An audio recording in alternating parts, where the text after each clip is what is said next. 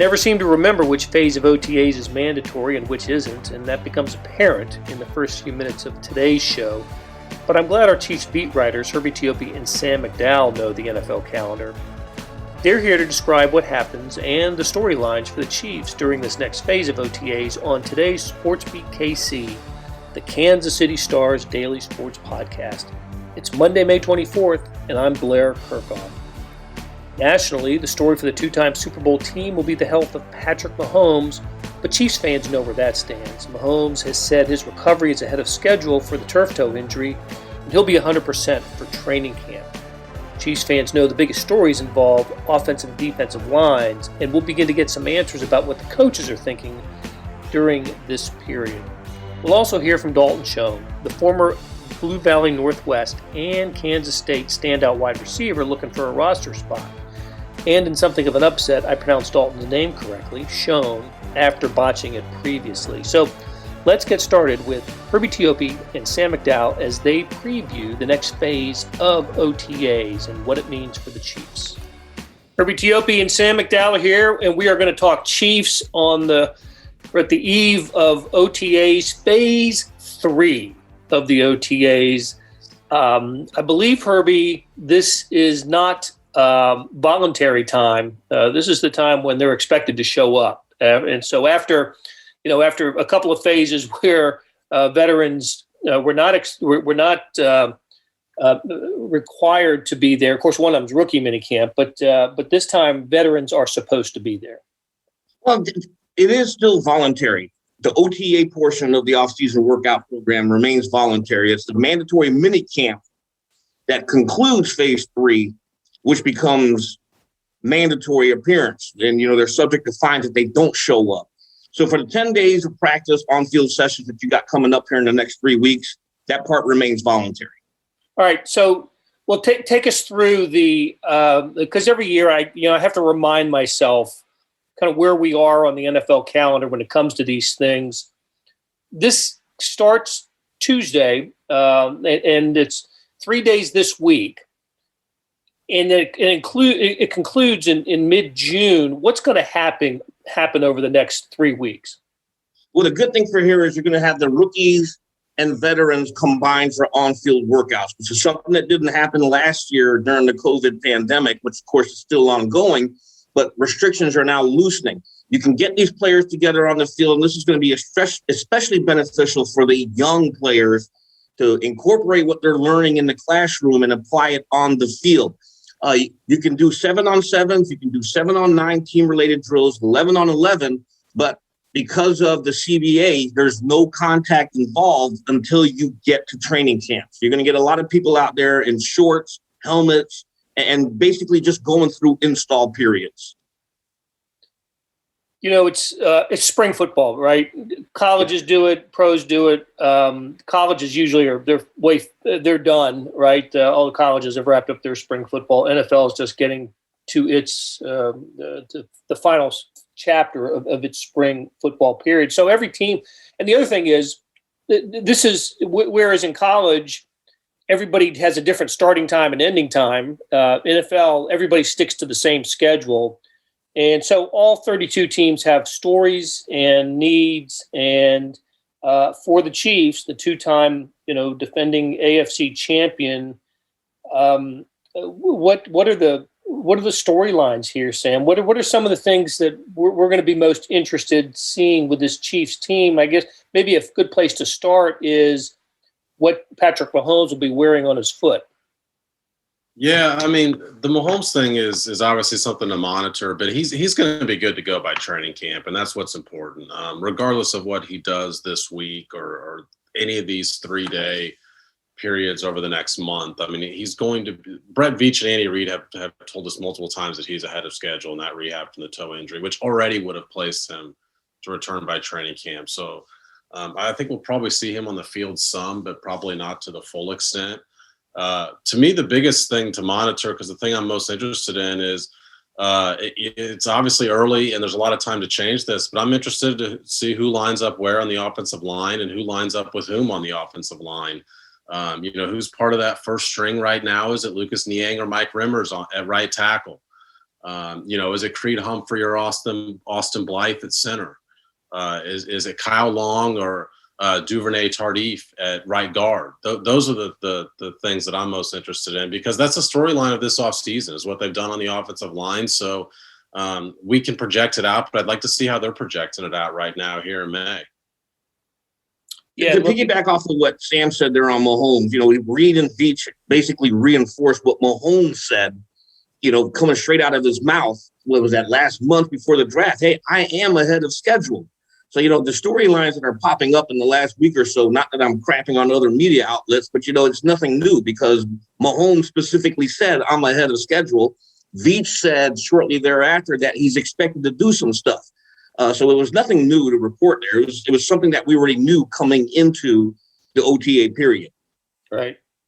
So we'll stay at quarterback for a second. Chad Henne's the backup, and as we learned in last year's playoffs, it's worthwhile for him to get snaps when he can get them, right? And as we saw in the second half of the divisional round victory over the Cleveland Browns, how he seemed to replace the injured Mahomes almost seamlessly and help the Chiefs get that W.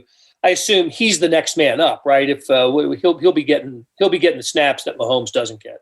Yeah, and then here's the interesting thing about this, because the Chiefs right now have 4 quarterbacks on the roster. Outside of Mahomes, you do have Henne, you have Anthony Gordon, and you have Shane Buechler. I always kill his last name. Buechel. There we go. But you have enough arms where you can run your first team, second team, third team. And if Mahomes is going to be participating in some level, maybe it's more or less individual position drills, but the Chiefs are not going to put him in harm's way until he's 100% ready. And Mahomes has even said that. He hoped to do something by the end of the offseason, which would mean he's probably looking at either the end of mandatory minicamp or training camp. But, the bottom line is he will be ready by camp. Your Buechel is my Dalton Schoen. I've been calling him Shane for years, and I just think I don't know why. I don't know why. Just stupid. And we'll actually hear from Dalton Schoen later in the show, and I want to talk about him too with Sam. I wrote a good story about him. Let's go back to the offensive line though for a second. The offensive line that you might see initially may not be the one that you see during training camp and day one. So. But there are there seems to be some depth there that wasn't there during the playoffs after Eric Fisher went down and other issues cropped up for the Chiefs. At least there seems to be some depth there. Yeah, I mean, I think as much as that they've overhauled the starting group, which could be 5 guys by the time the season opener rolls around compared to what they ended the Super Bowl with. But I do think that the bigger thing is they have contingency plans that they didn't have in place last year.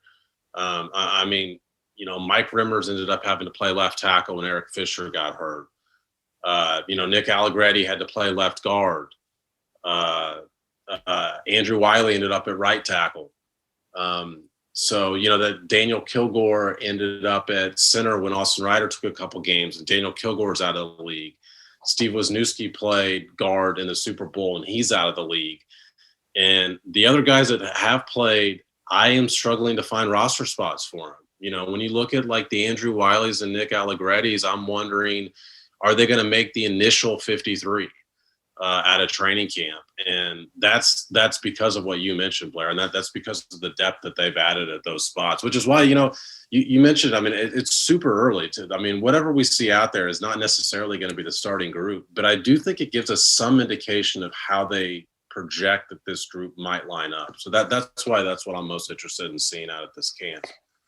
Sam brings up a very good point there, because you can probably expect Andy Reid and Andy Heck to rotate the personnel starting now into camp. The offensive line is probably projects to remain fluid up to camp, with the exception of 2 positions. The left tackle, which Orlando Brown is probably going to man. Well, he will man. You don't trade for him and move him over to the center position. And also Joe Thuney. You don't sign him to a 5-year massive mega million deal if he's not your guy at left guard. So the 3 positions that are clearly up in the air: center, right guard, and right tackle.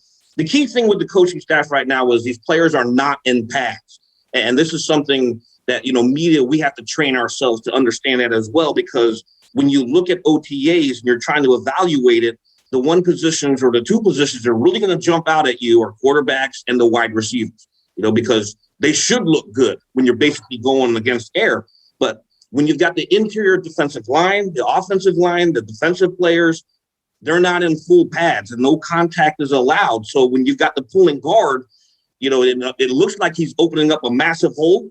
You got to keep in mind that defensive lineman can't blow him up, or the linebacker can't come around there and give him a nice little crack. So there's some of the things we have to keep in mind when we go into OTAs. There's an all-pro team, but there's no such thing as an all-OTA team. Yeah, Andy Reid actually said something about that when we were asking about Lucas Niang, about how, he looked good out there, but you can't really judge because the defensive linemen and offensive linemen aren't engaging out there. So I'm more interested to see where they line up than I am to sit here and judge, how they're performing at these camps.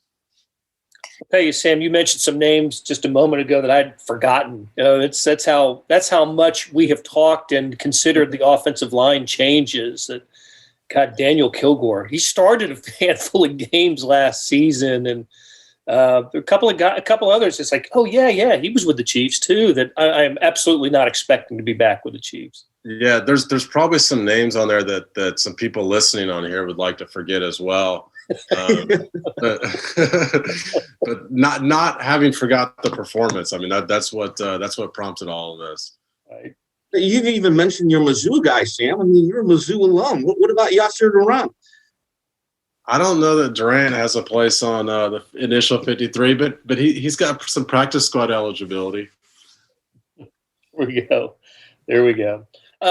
Rush end is another position that I think it'll be curious to see who lines up and who's running with the twos, that sort of thing. Break it down a little bit, Herbie, about with rush end. Yeah, I think right now the Chiefs are in the search for a complimentary piece for, I almost said Alex Okafor, for Frank Clark. Tano Passanio and Alex Okafor are gone. And you've got Taco Charlton, who they re-signed to a one-year deal. You've got Mike Dana, their rookie from last year, now entering second year. And they spent a fourth-round draft pick on Joshua Kamdo. It's going to be interesting to see how that rotation plays out, because they do need a consistent complementary piece to Clark. The thing to me that really stands out here in OTAs, and Sam and I will probably be discussing this till the cows come home, when you sign a guy like Jaron Reed, you give them a lot of flexibility inside. Now, I can't see Chris Jones kicking out every down, but there are going to be certain sub-packages where you probably will see Jones lining up as a defensive end opposite of Clark. And that, to me, is going to be the fascinating piece of how they set the edge starting in OTAs. Maybe we'll hear from Chris Jones and some other Chiefs. I know we'll hear from other Chiefs later in the week. Looking forward to that. And Herbie, you just said it a while ago. It's so true. Because of the limited contact, wide receivers, this is their time, right? I mean, this is the time for wide receivers just to look great. It is, they live for this. And there have been some all OTA wide receivers over the years that you never heard from again. But the Chiefs still have a question or two at that position. What are they going to? What's the objective here for the Chiefs at that position? Competition. We know Tyreek Hill is a given, and we need to figure out, or the Chiefs need to figure out, who is the bona fide number two, who's the number three. I mean, they have to establish some kind of pecking order starting during OTAs. You got DeMarcus Robinson coming back. Mecole Hardman, he is entering a very important third season. He's got to show some signs of progression. You've got a K-Stater and Byron Pringle, who has drawn praise from Brett Veach, and you've got Cornell Powell, their fifth-round draft pick, who's also in the mix. The player that I think is going to be interesting to really watch, and because Veach has mentioned him at least two times during this offseason, is the former Cleveland Browns fourth-round draft pick Antonio Callaway. He signed, I believe, a reserve future deal, and the Chiefs apparently are pretty high on him. So, that's a player we're probably going to have to watch as well. Yeah, there's somebody in the mix here that the Chiefs are giving more confidence in than I think maybe we have so far. And maybe that is Byron Pringle. Maybe that is Powell, their 5th-round pick. Maybe it is a guy like Callaway. But, we look at this depth chart and compare it to recent Patrick Mahomes seasons, and the absence of Sammy Watkins lends you to believe that they need to replace that guy, and they haven't. But they might be thinking that Byron Pringle can be that guy. I mean, there's somebody on this roster that was on this roster last year that's suddenly going to be getting a lot more snaps with the way the depth chart's currently constructed. And I believe that we have not heard the last of Herbie confusing Cordell Powell with Colin Powell. Hey, thank God for editors, because I'm pretty sure I filed stories with Colin Powell. The best thing is he has admitted to me in text messages several times that he's going to do this, and yet he still does it. Like, it's a conscious thing. He knows he screws it up, and he still does it.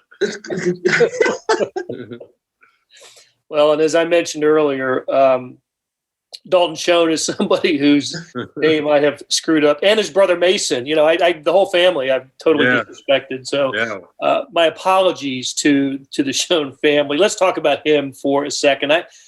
He met the media during the last Chiefs availability, and we'll hear from him after a break. But what a nice story, and certainly a long shot to be a Chief. But Sam, you wrote about him, local kid, former teammate of Byron Pringle at Kansas State. And look, he's a good player. He's a solid college wide receiver.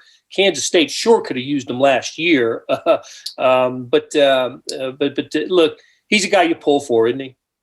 Yeah, I mean, he's the type of guy to where you wish the most talented guys in your roster had the sort of attitude that he brings. And I do think that, he was at rookie minicamp, but he's a second-year guy technically. He just didn't make the Chargers roster last year at a training camp as an undrafted free agent. But I do think he's the sort of guy that probably set a good example in that locker room, even though he hadn't been in the locker room during a full season yet, just because, he's got this – I want to learn everything about special teams roles. And, I want to learn everything that I would have to do to make this team. And there's some guys that probably are more talented than Dalton, that if they take on that mindset, they could potentially crack a roster. But the first time I ever talked to Dalton was he won our Kansas City Scholar Athlete in 2015. And I was doing high schools back then. So I wrote the feature on Dalton, and I was blown away by, you always are. Blair, you've been here for a long time, and you always read those resumes as well. You're just blown away by how impressive some of these kids are, particularly the winners. And Dalton certainly fit that category. His parents had some amazing stories about the things that he used to do. He was a 3-sport athlete at Blue Valley Northwest. But I remember I went back and read it whenever I wrote the story on him. He was a kid that when he was really young, the referees told him in soccer, which was not one of his 3 high school sports, he was only allowed to score left-footed because that was the only way they could even the playing field for Little League soccer. That's the kind of athlete that kid's just always been. Great story.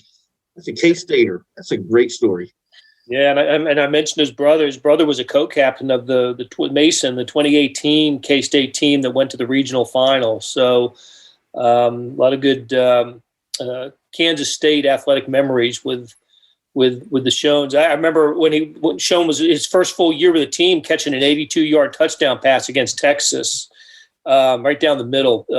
In fact, I was watching, we were in town, I think we were in Houston the night before a Chiefs game, watching the Wildcats play Texas, and Dalton split the defense and made a big play. So, yeah. That's the one other thing, Blair, that I just completely left out of that story is that the guy was a walk-on at K-State. He did not have any Division I offers.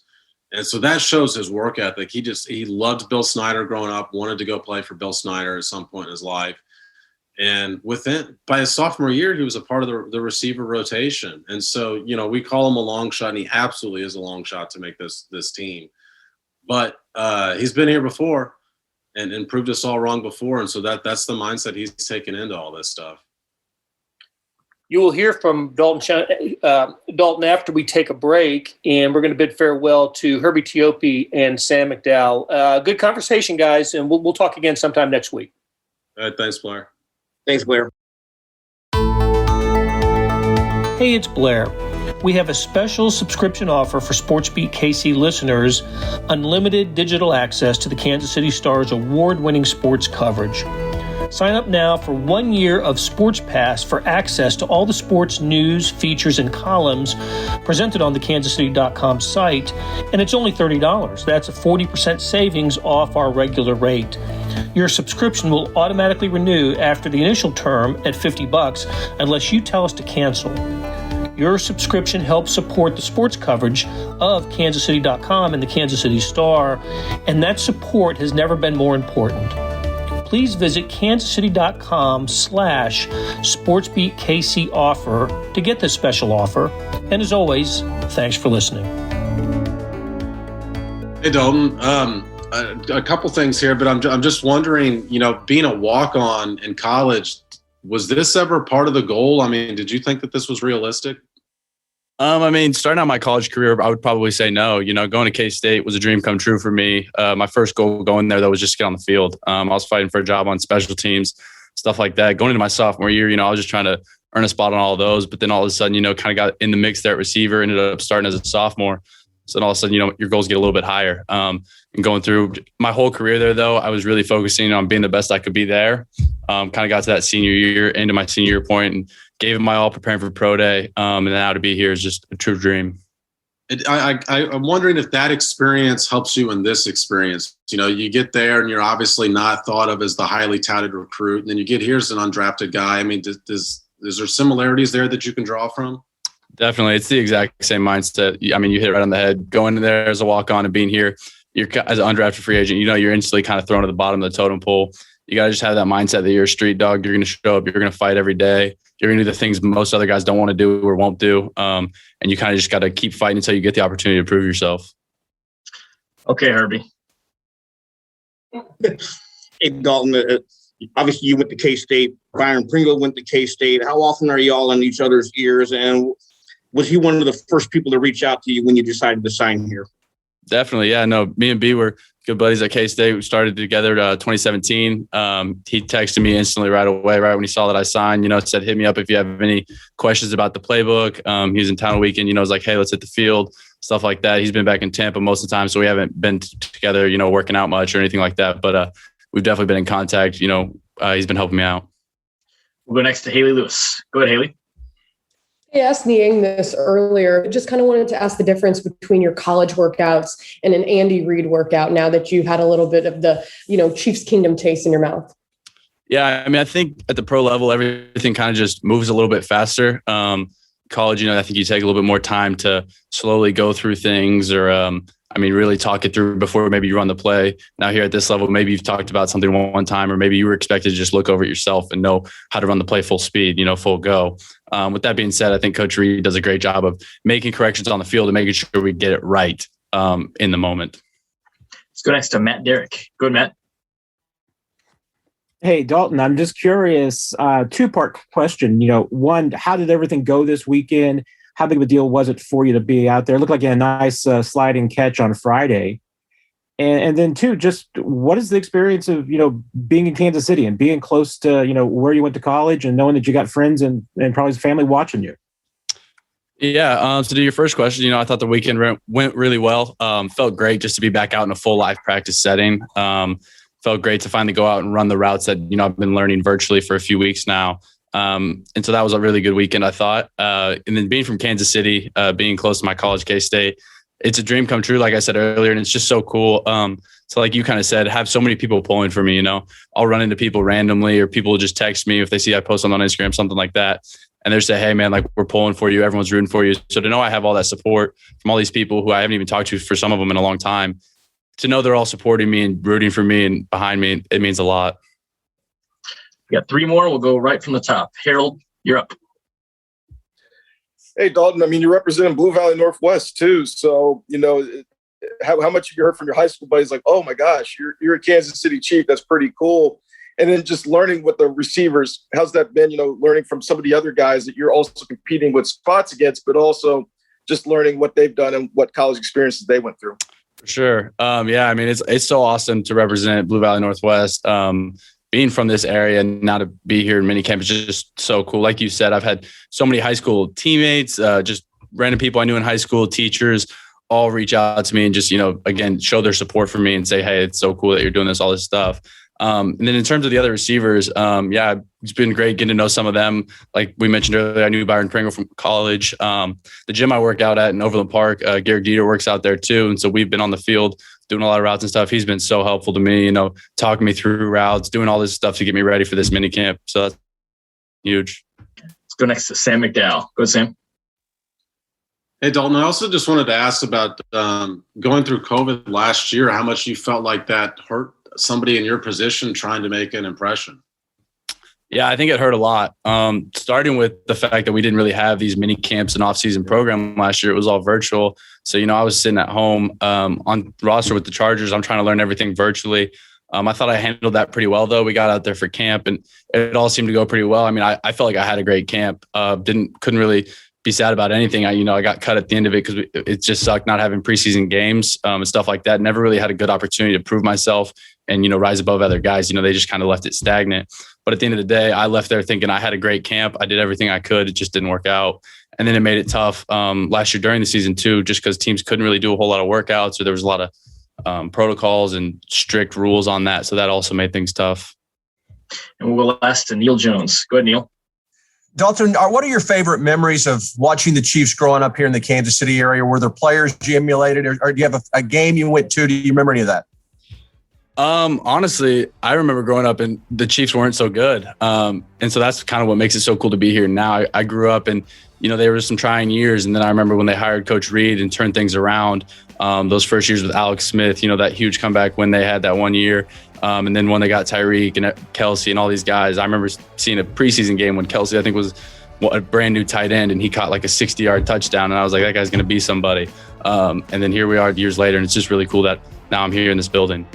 That will do it for today. Thanks to our SportsBeat KC production staff of Derek Donovan, Beth Welsh, Monty Davis, Jeff Rosen, Chris Pickett, and Savannah Smith. Tip of the cap to Sam McDowell and Herbie Teope for stopping by and talking Chiefs and OTAs. Links to their stories can be found in the show notes and on kansascity.com. Hey, got another deal for you. You can subscribe to Sports Pass for 99 cents a month. That's right, 99 pennies a month. Sports Pass is the online version of the Star Sports section. You get all the stories that appear in the print editions of the Star, plus more that appear only on the website, and of course they appear first on kansascity.com. After 3 months, it auto-renews at $5.99 a month unless you cancel. And it's always a great time to subscribe. Read about what's going on with the Chiefs, the Royals. Gosh, the Royals just took 2 out of 3 from the Tigers and now on their way to Tampa Bay. You got the colleges, Mizzou softball team heading to the Super Regional, the soccer teams, Sporting KC and KC NWSL coming off a good weekend. How do you get this? You go to kansascity.com/sportspass2020. That's kansascity.com/sportspass2020. Do you want more than just sports coverage? Check out the entire Kansas City Star product, sports news, features, commentary, and analysis, the whole thing. You get all the stories written by my talented colleagues, plus additional national news, sports, and business coverage with the e-edition. The details for all of these deals can be found at account.kansascity.com/subscribe. And if you're having trouble hunting down any of those offers, you just send me an email, bkerkhoff, that's KERKHOFF, at kcstar.com, bkerkhoff at kcstar.com. I'll get you to the right place. So whether it's the Sports Pass or the full subscription, you're getting and supporting the best sports and news coverage in Kansas City and helping us produce programs like SportsBeat KC. Thanks for listening. We'll be back on Tuesday talking Royals on SportsBeat KC.